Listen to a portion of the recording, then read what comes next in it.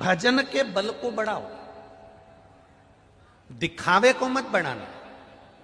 आज के जमाने में बहुत नौटंकी चल रही है दादा, बहुत दिखावा चल रहा है।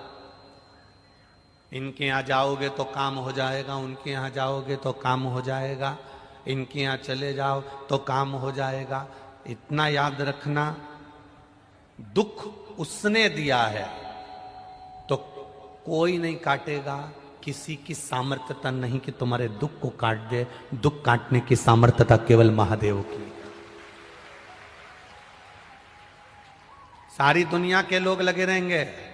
आज के जमाने में ढोंग, प्रपंच, छल, बेईमानी, कपट इतनी ज्यादा मात्रा में हो गई है कि दुनिया के लोग भ्रम में जी रहे हैं, भ्रांतियों में पड़े हुए।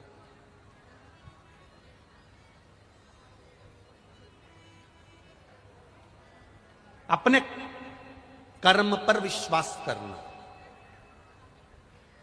को कष्ट दिया इसलिए शिवपुराण तक पहुंचे। कर्म पर विश्वास करना। दुकान पर बैठोगे, काम करोगे, मेहनत करोगे, फल जरूर मिलेगा। बैठकर भजन करोगे, भगवान जरूर मिलेगा। फैक्ट्री में नौकरी कर रहे हो, कर्म करोगे, तनख्वाह जरूर मिलेगी, जरूर। कर्म करोगे, फल मिलेगा। कई लोग ऐसे भी हैं जो कर्म करना ही नहीं चाहते।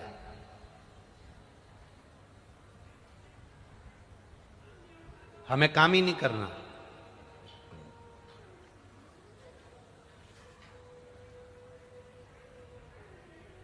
कई लोग कहते हैं सीहोर वाले महाराज जी ने कह दिया एक बेलपत्री पर शहद लगाओ और शिव जी को चिपकाकर परीक्षा देने चले जाओ।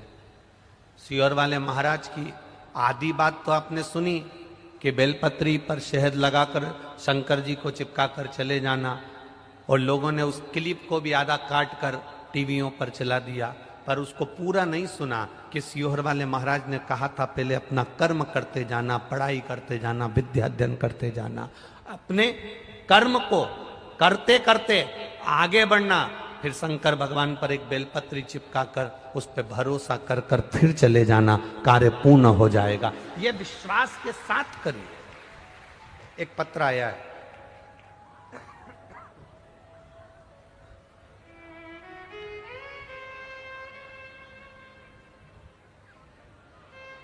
मेरा नाम कर कर एक लोटा जल चढ़ाकर शिव की आराधना कर कर आप स्वयं अपना कर्म कर कर, मेहनत कर कर आप अपने भाग्य को लिख सकते हो और आगे बढ़ सकते हो। किसी की सामर्थ्यता नहीं।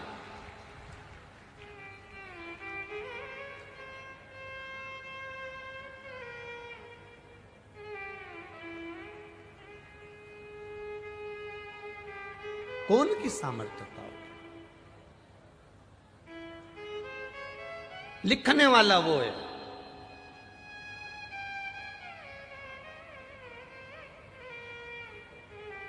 श्री मार्कंडे बाबा की उम्र कितनी सीधी।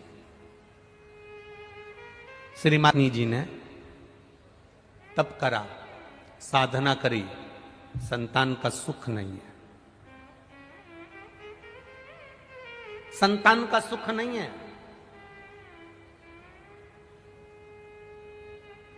देवताओं ने भाग्य लिख दिया कि इसकी किस्मत में संतान का सुख नहीं है। देवताओं का काम है भाग्य लिखना, ब्रह्मा जी का काम है भाग्य लिखना, भगवान विष्णु का काम है भाग्य लिखना। देवताओं ने लिख दिया भाग्य में कि तुम्हारे यहां संतान का सुख नहीं है, तुम्हारे यहां मकान का सुख नहीं है, तुम्हारे यहां नौकरी का सुख नहीं है, तुम्हारे यहां विवाह का सुख नहीं है। लिखने वाले ने लिख दिया कि तुम्हारे भाग्य में यह सुख नहीं है। भाग्य लिखना देवताओं का काम है, पर भाग्य बदलना महादेव का काम है। इन्होंने लिख दिया कि इसमें यह सुख नहीं है। उन्होंने लिख दिया कि इसमें भाग्य में तुम्हारी ये लिखा नहीं है।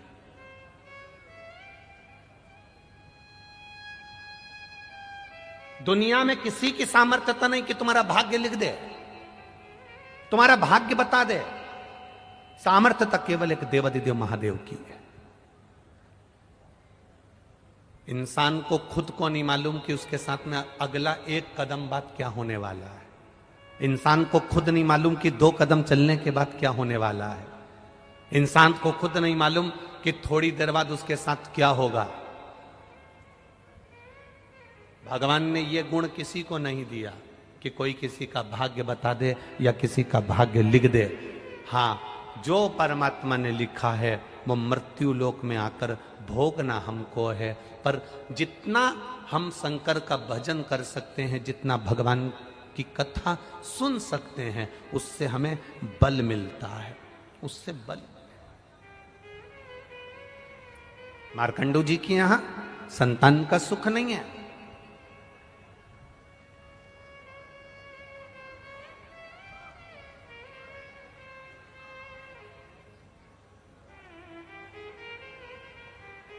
ग्यारह जन्म पहले कौन थे ये मार्कंडू जी? एक 11 जन्म पहले एक वैश्य, व्यापार करने वाले,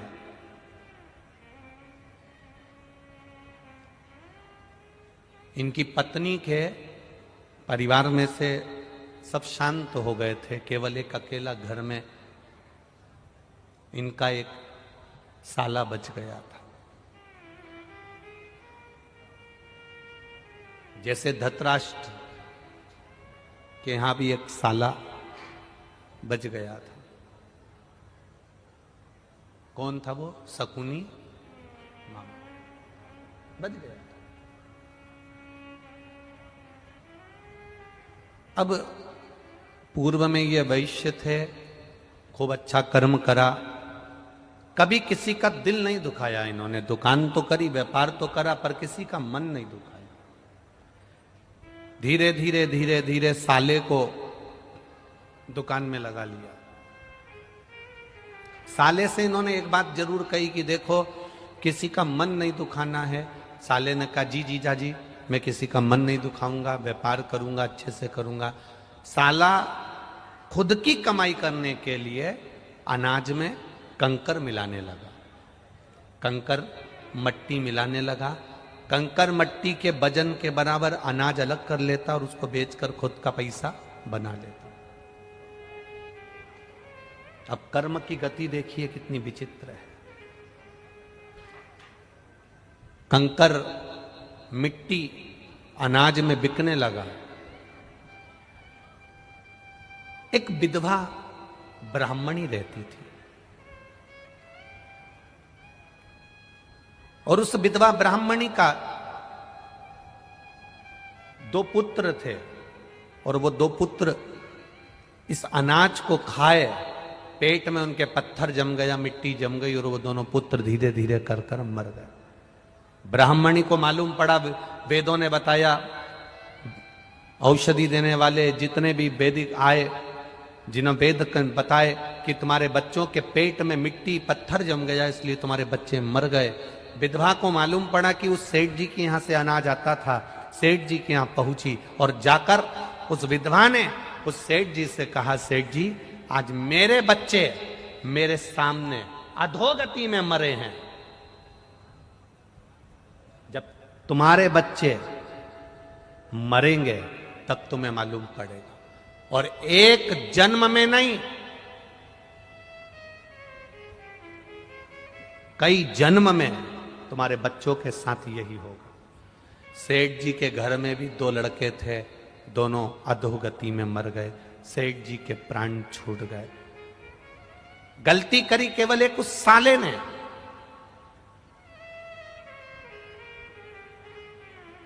पर दुकान थी जीजा जी की, व्यापार था जीजा जी का, इसलिए भोगना भी जीजा जी को पड़ा।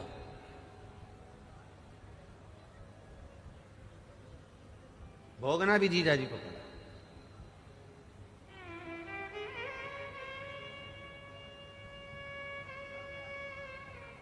प्राण छूट गए। जीजा जी वो वैश्य शांत हो गया, समाप्त हो गया, विष्णुधर बना। फिर धीरे धीरे धीरे धीरे 1 जन्म, 2 जन्म, 3 जन्म, 4 जन्म निकलते निकलते निकलते निकलते कई जन्मों के बाद में फिर मार्कंडू जी बने। किसी ने कहा भगवान शिव की आराधना करो। शंकर भगवान की आराधना करने के लिए एक वीरान जंगल में, वीरान क्षेत्र में, जहां कोई नहीं जाता, वहां पर मार्कंडू जी पहुंच गए। अपनी पत्नी के साथ एक शिवलिंग का निर्माण करे, पूजन करी, आराधना करी, बाबा से विनय करी। रोज प्रतिदिन शिव की आराधना, एकांत में रखे हुए शिव का पूजन 3 चीजें देता है। बहुत अच्छे से समझ लेना इनका एकांतेश्वर महादेव की कथा। एकांत में रखा हुआ शिवलिंग, एकांत में रखे हुए शिव जी की पूजन 3 चीजें देती है। पहला, हमारी उम्र बढ़ाती है। दूसरा, बड़ी बीमारी शरीर में एकांत का शिवलिंग कभी नहीं आने देता। और तीसरा, हमारे जीवन में कभी वैभव की, सत्ता की और लक्ष्मी की कमी नहीं आने देता। ये एकांतेश्वर। एकांतेश्वर का मतलब क्या है? जो एकांत में बैठा हुआ है, अलमस्त। ऊपर छांव है? नहीं है। मंदिर के ऊपर शिखर है? नहीं है तो भी ठीक, नहीं है तो भी ठीक। ओटले पर शिवलिंग रखा है, अकेला बैठा है।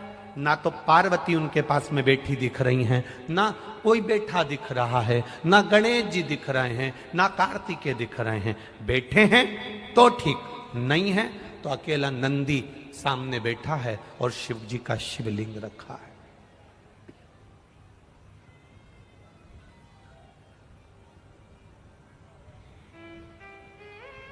अकेले।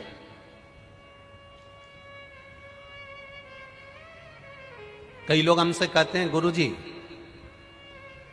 हमारे गांव में शंकर जी का मंदिर है और शंकर जी के मंदिर के अंदर पार्वती जी नहीं है, गणेश जी नहीं है, कार्तिकेय जी नहीं है, केवल नंदी है और शंकर जी हैं। तो क्या हम पार्वती जी, कार्तिकेय जी, गणेश जी को बिठा दें? हमने कहा कितने साल से नहीं? अरे गुरुजी, हमारे तो दादा परदादा के समय का है, कम से कम 100, 150, 200 साल का है। वो मंदिर ऐसा कैसा ही है, टूटा फूटा है, भंगार सा है। उसमें ना गणेश जी हैं, ना देवी जी पार्वती को, कार्तिकेय जी को बिठा दें। हम उनसे कहते हैं किसी को बिठाने की जरूरत नहीं है। हमने पहले भी कथा में कहा, आप लोगों को समझाया कि ये शिवलिंग है, ये जलाधारी है, ये चरण है। ये शिवलिंग शंकर जी का प्रतीक है, ये जलाधारी पार्वती जी का स्थान है, जहां से जल बहता है। वहां गणेश जी, कार्तिकेय जी हैं, बीच में मोटी सी लाइन अशोक सुंदरी है, ऊपर जो जल टपक रहा है वो शिव जी की 5 लड़कियां, जया, विषहरा, शामरी बारी, दौतली और देव हैं। शंकर भगवान का संपूर्ण परिवार इस शिवलिंग के अंदर है। अगर गणेश जी, कार्तिकेय जी, पार्वती जी कोई नहीं भी है तो चिंता करने की जरूरत नहीं है, क्योंकि महादेव वहां एकांत में बैठे हुए हैं। एकांतेश्वर। कोई कहता है शिवलिंग खंडित हो रहा है। शंकर भगवान का शिवलिंग कई कई जगह से खंडित होते चले जा रहा है, क्या हम उसको बदल दें? बिजली महादेव मनाली में एक शंकर भगवान का ऐसा मंदिर है जिस पर बिजली गिरती है, शंकर जी के टुकड़े टुकड़े हो जाते हैं, मक्खन से उसको जोड़ा जाता है, वो भी तो खंडित होता है। खंडित हो भी गया, प्राचीन है, पुराना है, तो वो साधारण नहीं है, वो भी एकांतेश्वर। भले थोड़ा बहुत अगर उसमें कुछ हो भी गया है, इतने टुकड़े से टुकड़े भी हो जाएं, एक कंकर कंकर भी अलग अलग हो गया, एक कंकर कंकर भी विभाजित हो गया, तो भी वो शिवलिंग ही कहलाएगा, शिवलिंग के सिवाय कुछ नहीं कहलाएगा। प्रयागराज कुंभ, जब प्रयागराज में प्रयाग का मेला भराया था, तब सतुआ बाबा महामंडलेश्वर संतोष जी महाराज जी ने शिव पुराण की कथा शायद 2-3 दिन मिले थे तो शिव चर्चा करी थी, आप लोगों ने सुनी थी टीवी पे, तो उसमें आप लोगों ने श्रवण करा होगा। राम जी जब रावण को मार कर आए, प्रयागराज की भूमि पर पहुंचे, गुरु बाबा का दर्शन करने गए तो गुरु बाबा जी ने कह दिया नहीं नहीं नहीं, नहीं तुम पर ब्राह्मण हत्या का दोष लगा है।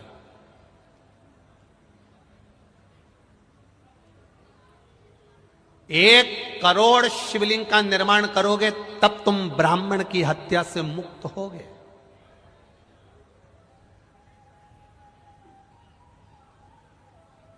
एक करोड़ शिवलिंग का निर्माण करना पड़ेगा तब तुम ब्राह्मण हत्या से मुक्त हो गए। अब राम जी चिंता में पड़ गए कि 1 करोड़ शिवलिंग का निर्माण करने में तुम्हारी पूरी जिंदगी निकल जाएगी। एक एक शिवलिंग बनाऊंगा, 1 करोड़ शिवलिंग बनाने में पूरा जीवन निकल जाएगा। 1.25 करोड़, 1 करोड़ क्या करा जाए।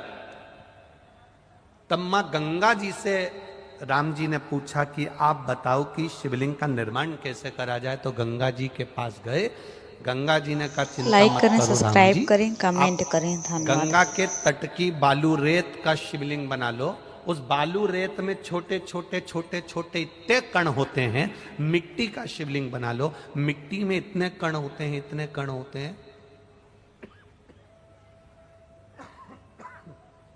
मिट्टी में छोटे छोटे ढेर कण हो, बालू में छोटे छोटे ढेर कण।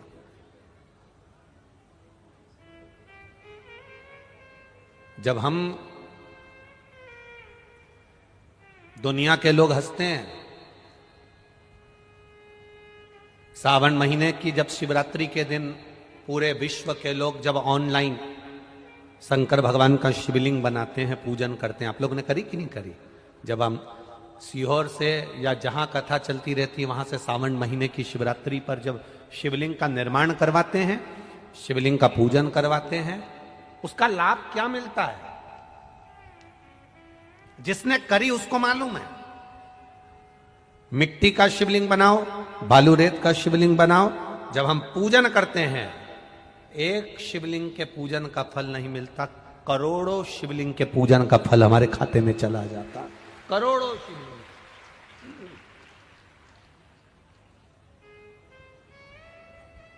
राम जी से कहा कि आप करोड़ों शिवलिंग का निर्माण करो तब तुम ये ब्राह्मण की हत्या से छूटोगे। राम जी ने गंगा जी के कहने पर 1 शिवलिंग बालू रेत का बना लिया, उसमें छोटे छोटे जितने जितने कण थे शिव जी को प्राप्त हो।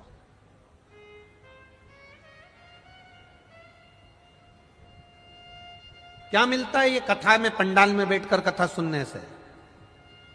कई लोग कहेंगे इतनी भीड़ पड़ रही है, गर्मी अपार पड़ रही है, इतनी तेज गर्मी, इतनी भीड़, गाड़ी भी दूर खड़ी करना पड़ेगी, पैदल चलना पड़ेगा, घर में बैठकर टीवी पर क्यों नहीं सुन लेते? आस्था चैनल पे 2 बजे से 5 बजे तक आ तो रही है, मोबाइल पर चल तो रही है। क्या करना कथा में जाकर बैठने से? उनको समझा देना 3.5 करोड़ रोम छिद्र ये मनुष्य के शरीर पर हैं। ये 3.5 करोड़ रोम छिद्र प्रतिदिन भगवान ने 3.5 करोड़ बार भगवान का नाम जपने के लिए दिया है। घर में अकेले बैठकर कथा सुनूंगी तो 3.5 करोड़ भजन का फल नहीं मिलेगा, पर कथा के पंडाल में बैठकर कथा सुनूंगी, जब श्री शिवाय नमस्तुभ्यम इतने सारे भक्त एक साथ बोलेंगे, 5 लाख, 4 लाख, 6 लाख लोग आज भी कथा में आए हैं। ये लाखों भक्त जब एक साथ, अब 5 लाख लोग अगर कथा सुनने आए हैं और 5 बार अगर श्री शिवाय नमस्तुभ्यम 5 लाख लोग एक साथ बोलेंगे तो लाखों में मंत्र जाप हो जाएगा। फिर वापिस महाराज जी बोलेंगे, फिर अपन बोलेंगे, ऐसे 2, 3, 4 बार अगर बोलने को श्री शिवाय नमस्तुभ्यम प्राप्त हो गया तो 1.25 करोड़, 4 करोड़, 3 करोड़ मंत्र जाप हमारे मुख से एक बार में निकल गया तो हमारा फल अपने आप प्राप्त हो।